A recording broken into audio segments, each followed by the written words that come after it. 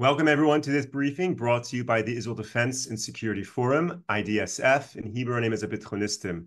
IDSF is the leading Israeli organization advocating for strong national security to guide the state of Israel.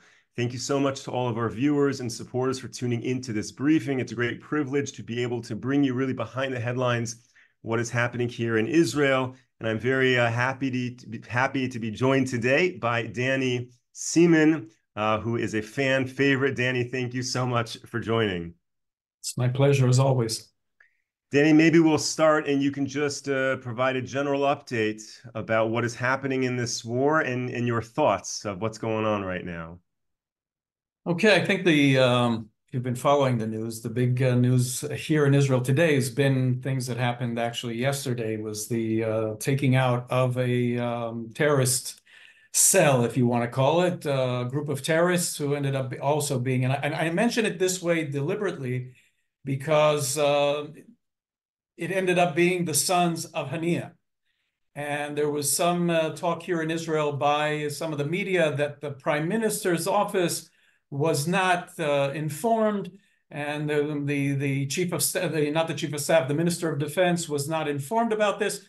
People have to realize this is a normal procedure, especially now in a time of war. When the intelligence and when the Shabak, the Israeli internal security, when they get information regarding an immediate threat by a terrorist group, and they got real-time intelligence in Gaza yesterday, they have to operate immediately because they knew that these people were planning an attack, and we know that there were weapons in there, and they did what was necessary at that point, taking them out. After they were taken out, we discovered it was three of Ismail Haniya, one of the leaders of Hamas, who is in Qatar at the moment, was three of his 13 children. And apparently three of their children, meaning that they took, going for this terrorist operation, they used human shields, their own children. And they were all killed in this incident as well. And you have the dry, what I mean by dry is the factual information given by some of the Israeli media, but then you have those Israeli media who have a political inclination and are trying to, in any way possible, make the government look bad, giving their interpretation of the events. So there were two things they said here. One was, how was the Prime Minister not informed? And second was the fact that because Haniya is supposedly involved in the negotiations, this was done in somehow to disrupt the negotiations going on, had nothing to do with the negotiations. It's an ongoing event. And I can tell you more than this. The public in Israel, whether or not this was, even if this was not known in advance, the fact that Haniya was, his family and immediate family were hit, more power to them. We are very clear on this, that the leaders of Hamas, the general public here in Israel, the leaders of Hamas, whether they're in Gaza or abroad, and anybody affiliated with them, and Haniya's family is a terrorist family, they are targets, and we will take them out either now as the war is going on or in the future. But every single one of the people involved with the October 7th atrocities will eventually, we'll provide them with what their greatest goal is, as Haniya himself said yesterday, is to be shaheeds. We're more than happy to accommodate them on that. So this was the major news item today in Israel. It was followed up on the news here. Whether or not it affects it, it really has no effect on the negotiations. The negotiations themselves are basically the Qataris, the Egyptians, and the Americans trying to make some kind of deal. Israel accepted all the conditions, though they were very, very difficult for Israel. I think this was raised in the past yesterday and day before yesterday on the briefings here. Israel accepted it. It's the Hamas who are playing games. It's the Hamas acting as if they have some say. They said they'll make their own proposal. Now we know more or less where that is going. And I say this, I have a morning show on Galei Israel radio in Israel twice a week. And I've said this there, and I'm saying it here as well. Hamas, unless they have no other choice, and right now they have other choices, unless they have no other choice, they're not going to release the hostages. They're going to do everything in their power to make us miserable, knowing how this affects us, not only the families, it affects the entire society here. When they see the tensions in our society that are a consequence of these negotiations, they're more than happy to increase it. So unfortunately, unless there's no other choice, they're going to continue with making us miserable through these supposed negotiations. The other issue today was that the operations, though Israel withdrew most of its forces and its operational forces out of Gaza last night, the Israeli Air Force and the tactical units were in Gaza and were addressing terrorists trying to infiltrate the center of Gaza, areas that we had left earlier or that we had taken over earlier, and our forces moved out without giving them permission to move into these areas. So I'll tell you, my assessment of this is that very much I'm just putting things together. After the operation in Shifa Hospital, I believe that Israel was looking for a way to get these rats to get out of their hiding places and give them the false sense of security. And very much the way we did it in Shifa, moving out of these areas, at least taking our tactical forces out, we have other ample ability of gathering intelligence from these areas, letting them try and believe that they can strike at Israel. And it gives us, instead of just sitting there and trying to fish them and trying to get them out, we're letting them pop out and taking them out as they do that. So the amount of intelligence we have on the ground, I don't want to say anything and reveal any of our, not only the tactics, but also our abilities. I can just say that Israel has ample abilities there right now, gathering for information that allows us. And I know people like the dramatics of having forces on the ground and having our forces there. We can put the impressions aside. What we're looking for is tactical advantages, and this gives us a tactical advantage there. In addition to that, one of the major money people of the Hamas were taken out by our Air Force, and we're striking them very much and similar to what we're doing with the Hezbollah in Lebanon at the moment. Another issue that was just this afternoon, the IDF released that the IDF representatives of the IDF and Kogat, which is our the organization within the military with the outreach to civilian organizations, met with the Red Cross, USAID, United Nations, and other organizations that are funneling the aid to the Gazans in the Rafah area, met with them for two reasons. First off, to see if there are any needs that they have, because there's a lot have been said, and the President of the United States, day before yesterday, spoke to Netanyahu and said that he wants us to pay more attention to this. So we're paying more attention to it to see if there were no other needs. They've said what is happening at the moment is fine by them, but also in light of what happened last week with the unfortunate incident with the aid workers there, they met for two reasons also, following up with that to increase the connection and the contact. The investigation and the follow-up revealed that Hamas, and I don't know if this was presented in the briefing day before yesterday, Hamas were taking advantage of their ability to, as I said, we have intelligence gathering information there. And when we saw the Hamas operatives, they went on these vehicles, they created an impression that this was a terrorist operation, and it created a misunderstanding on the part of Israel, which is unfortunate. As I said last week, these things happen in war. As terrible as it is, it's happened to the British, it's happened to the Americans. With all due respect, it's happened with us ourselves here in Israel, even during this war, and even with the hostages. There were 3 hostages who were able to escape and unfortunately misidentified by the IDF, and they were killed in a very terrible and heart-wrenching incident. So these things happen in war. So I know that people tend to be critical, but please, if these things happen in your own country, don't single out Israel for criticism that you don't even direct against yourself. So those are the 3 major events in the war going on at the moment. Here in Israel, there's another incident going on that is creating an uproar here. One of the Nukhba are those who were involved personally in the attack on October 7th.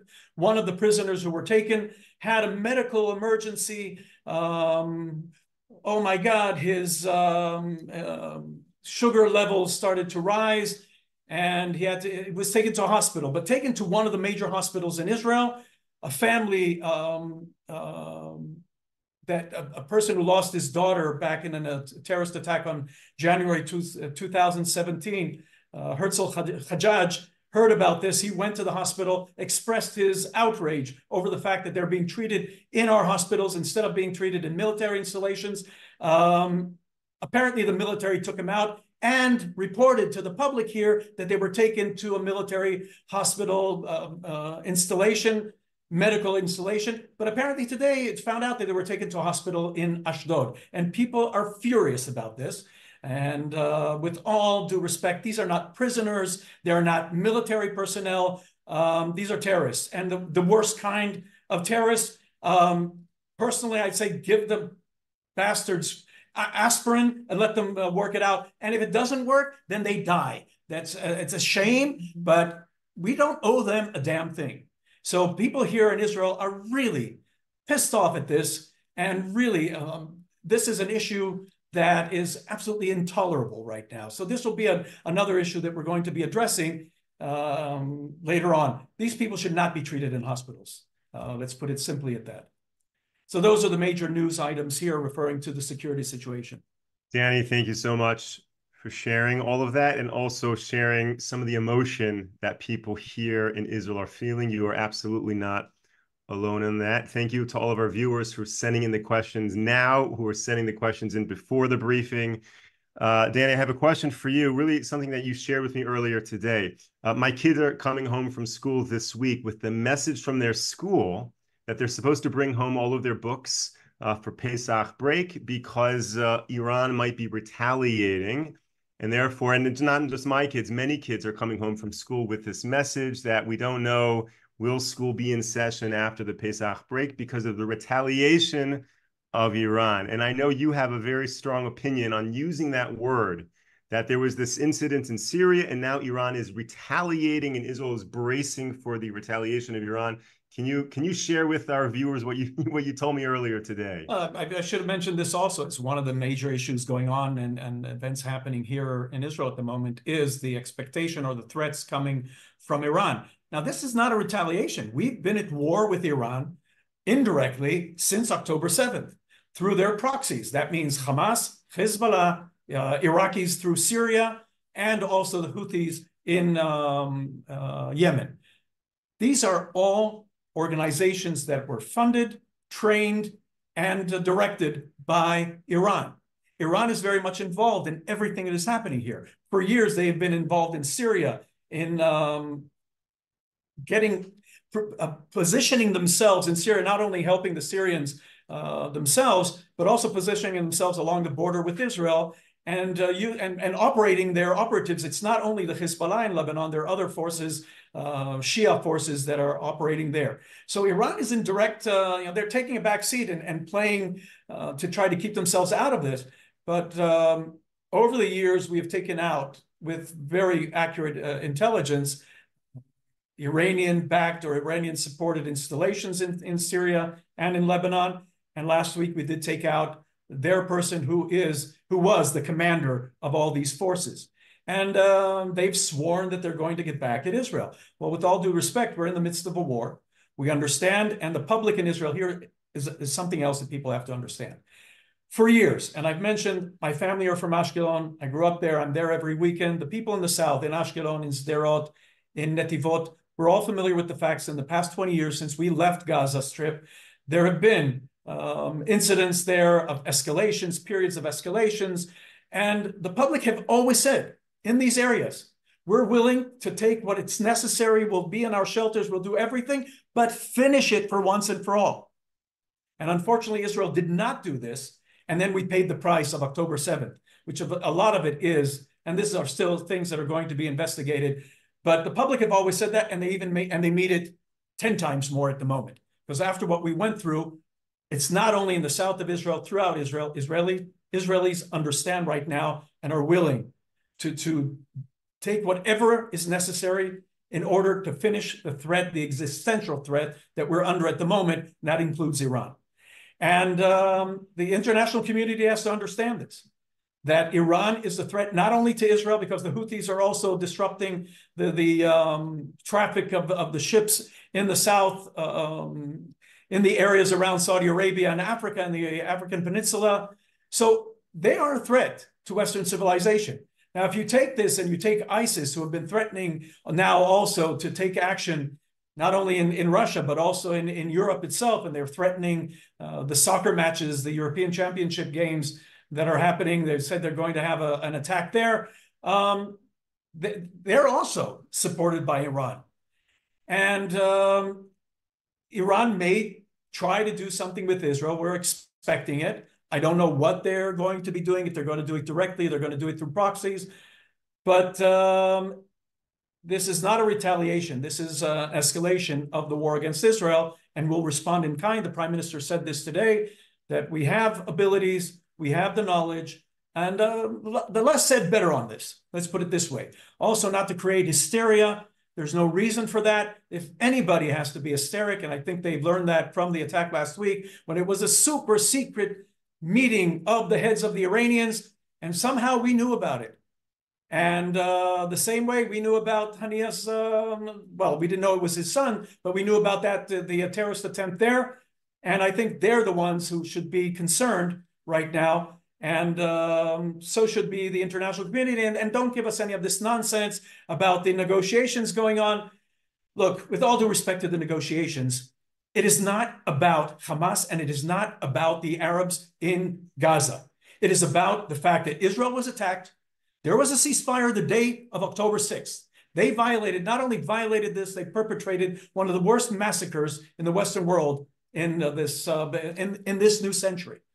And so we have 137, I just heard something from the United States, sources in the United States saying that they're not sure how many of our hostages are still alive.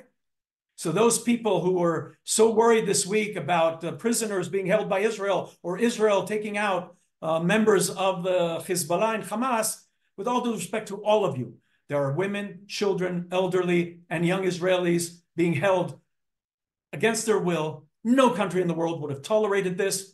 And we don't know what their condition is right now. And instead of the outrage being directed to that, all these bleeding hearts are outraged over what Israel is doing. None of this would have happened if Israel was not attacked. And we owe an explanation to nobody over this. Unfortunately, I'm saying we have made it we have put the onus and the emphasis through not insisting on the focus being on our people. And I've said this before, and I'm saying this again, it's despicable and it's disgusting. And all these people in Ireland and in Scotland and in Canada and in the United States who feel it necessary to speak about all these people, if you wasting your money and being more responsible for the money, but the billions, tens of billions of dollars spent to help the poor Palestinians in Gaza, and instead it went to build the operational to try to have a genocide against Israel, only we're no longer the helpless Jews from 75, 80 years ago. And I have no apologies about that. Commemorations on Holocaust Memorial Day that you're going to have in a few weeks from now. I'd much rather you criticize us and condemn us and have your marches in the streets than commemorate us. And most Israelis share my opinion on this. So with all due respect, we don't care what you think about it. Sorry. Danny, I feel like you're getting a full workout over there while I'm sitting here relaxed and not burning any calories. Let me ask you a question. Since the beginning of this war, there have been reports that at least 240 U.S. military assets have been attacked directly by Iran in Syria and Iraq.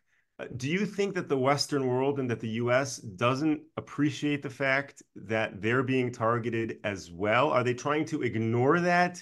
Do they just not understand that this is not only Israel being attacked, but the U.S. itself? A few weeks ago, you had a young woman here who is Sudanese, who her family found refuge, Christians who found refuge in Israel. And she was saying how this reminded her about the story. She was too young to experience it, but the stories that her mother tells her about what Christians in Sudan have experienced, they're still experiencing at the moment. In Nigeria, the same thing is happening. There's no occupation there. There's no colonialization. Muslims attacking Christians in Nigeria. It's happening throughout Africa. It happened to Christians in Iraq in the past few years through ISIS. So all these things are happening, which proves that this is not a Western colonization issue, and it's not an Israeli issue. And yes, 250 or some, I don't know the exact number, of American and Western targets have been targeted by Iran. And there's this appeasement attitude going on, which, have we not learned anything from World War II? Have we not learned anything? The appeasement does not work with them, does not work with these kind of organizations. And they're not hiding it. They're saying it precisely. And by the way, it's not only them. It's extreme Muslims in Europe and in the United States that are celebrating not only what happened on October 7th, but are celebrating everything that they see happening. And they're saying it very clearly, that eventually they're going to induce Sharia law in Britain, in France, in the United States. Don't believe me, listen to them. Israelis made the mistake of not listening to the Hamas. Israelis made the mistake of not listening to the PLO. And the same attempt to create a PLO-led autonomous body or recognize them here is a fatal mistake. And by the way, an absolute majority of Israelis will have nothing to do with that. And I highly recommend that you not listen to your mainstream media who are taking their cues from Israeli media, who are all doing the same thing here. Everybody's saying that Israelis are being affected by the American administration because the messages from the left wing here and from the American liberals are very much the same. No, it's not coming from the Americans. There are Israelis here who are pumping this message, and the Americans are echoing it. And they're getting it also from their media. But for the years that I worked with the media here, they all work in an echo chamber. And that echo chamber, they're all there working with the people that they share the same kind of political opinions. And with this activity of theirs and this kind of echo chamber that they believe that this is the truth. But today you have through social media other options. And I say, join Israelis, average Israelis. See what they're posting, see what they're talking about, and many of them share the same thing here. Now, what you hear about is demonstrations. They failed. These demonstrations to topple the government have not been successful. And the attempts on parts of these activists here in Israel to try to create tensions in Israel and have a response didn't work because most Israelis are behaving responsibly. They understand that this is not the time for these kind of things. And they're not going to be dragged into a conflict or kind of a civil war that some Israeli politicians are hoping to happen. And what you're getting is an echo for them. So I just saw this week that Bret Stephens in the New York Times, which is not surprising that the New York Times, Bret Stephens is a bit disappointing, but not the New York Times. They're all pumping the same kind of message. This is not the attitude of most Israelis. And don't forget that. What Israelis want is an end to Hamas, what the Prime Minister is saying. And by the way, the Prime Minister is responding to the demand of the public here. We want an end to Hamas. There's not going to be rounds of fighting going on anymore. There are not going to be missiles fired anymore. We're not going to have the situation where 200,000 Israelis are uprooted right now, and nobody talks about them because Israel is doing the responsible thing and taking care of them. We're putting them up, we're housing them, we're giving them financial aid. The billions of dollars that the Arabs received in Gaza could have done the same thing for them. But nobody mentions the 200,000 Israelis who've been uprooted for over 6 months now. So all of these things are a perspective that people are trying to go back to the 6th of October with the same nonsense that happened there. And again, I go back to what I said before, the analogy to World War II. We learned then that you cannot appease extremists. And it's unfortunate that so many people don't understand that today. Danny, thank you for sharing all of this. And I'll just share with all of our viewers, if you like what Danny is saying and you want to bring him to a community near you, either in person or via a private Zoom call meeting with your community, please reach out. And this passion and this knowledge you can have with you and your community and engage more directly with Danny. Danny, let me ask you one final question. We're almost running out of time. Every time you join me, I feel like we have to extend these briefings by 3 hours. There's so much to talk and you have so much to share. But just to clarify, the mainstream media here in Israel, the mainstream media, has it changed since October 7th? Is it more understanding of what is going on and what needs to be? You have 3 minutes, unfortunately, to address the mainstream media here in Israel. You know what? When I started seeing this problem with the media back 20 years ago, when I worked with the government press, just started working with the government press office, people didn't know what I was talking about. Today, through the advent of social media, people understand the whole concept of fake news. I wrote a whole book about that. The publisher didn't like the term fake news, so we just called it the very boring title, Israel and the Foreign Media. But today people understand that, so I don't have to go to... Media have become political operatives, and unfortunately too much for the extreme left wing. And most of them do not. They try to continue presenting that. There has been a tremendous change in Israel. We had our concerns about the Oslo process back, even though we had suicide bombings and everything, but it's clear to us today. Oslo not only failed the Arabs in Judea and Samaria and the Gaza Strip, those that the world claimed to be so-called Palestinians, which is also a way to undermine Israel by creating the impression of some other people that lived here. So all these things, it failed miserably. And we cannot go back to this. We're not, because it's the lives of our children are at stake. And they continue to say that. They celebrate October 7th. And those who want to do it, go live with them. You go do that. We're not going to take those chances anymore. So the media, unfortunately, continue with the same thing. They changed for a while, but they're under the misunderstanding that perhaps some Israelis are open to that mess. No, it's not going to happen. Some people will deny everything and ignore the truth and ignore the facts that they see. And unfortunately, some people continue doing with that. Going back to that, I can't blame them for it because they can't believe that some people will be so evil. But most of us see that evil, and I look at my children and I say that we will not have them helpless or make the mistakes of doing stupid mistakes like we did 30 years ago with Oslo. Danny, thank you for sharing all that. I feel like we need to do a study on if the mainstream media hasn't shifted during this war, but the people have, if that is creating any disconnect or drop in ratings, so to speak, with those media channels. But we're out of time. So Danny, thank you so much for joining us today and sharing all of this. Thank you to all of our viewers and supporters for tuning into this briefing. We will be back with you next week, Monday, 10 a.m. Eastern Time, 5 p.m. here in Israel. Until then, stay safe, stay strong. Take care, everyone. Thank you.